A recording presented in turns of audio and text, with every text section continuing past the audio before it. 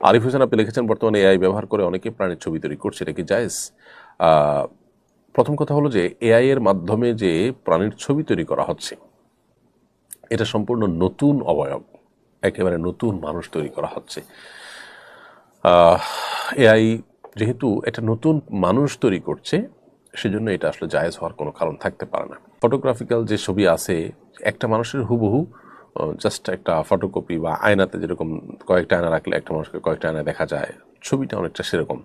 এই ফটোগ্রাফিক্যাল বা ডিজিটাল যে ছবি সেটা প্রিন্ট না হলে সেটাকে জায়েজ বলেছেন অনেক একরাম, প্রিন্টেড হলে সেটাকে অনেকে না জায়েজ বলেছেন, তবে জরুরতের ভিত্তিতে সেটাকেও জায়েজ বলেছেন। কিন্তু এআইয়ের মাধ্যমে যে ছবিটা জেনারেট হয় বা ক্রিয়েট করা হয় সেটা কিন্তু সম্পূর্ণ নতুন, এরকম কোনো মানুষ পৃথিবীতে নেই। তো এরকম কোনো সৃষ্টি, এরকম কোনো প্রাণীর ছবি যদি কেউ অঙ্কন করে, নবী সাল্লাল্লাহু আলাইহি ওয়াসাল্লাম বলেছেন কেমন দিন তাকে ফুৎকার দিয়ে, রূহ ফুৎকার দিয়ে ওই প্রাণীকে জীবিত করার জন্য আল্লাহ তাআলার পক্ষ থেকে নির্দেশ দেওয়া হবে। সেটা তো সে করতে পারবে, তখন তাকে জাহান্নামে নিক্ষেপ করা হবে। এই সমস্ত কারণে এর মাধ্যমে কাজটি করা যায় না। তবে এর মাধ্যমে অন্যান্য যে সমস্ত কাজ করার সুযোগ আছে যেগুলো সেটা দৃষ্টিকোণ থেকে না জায়েজ নয়, সেরকম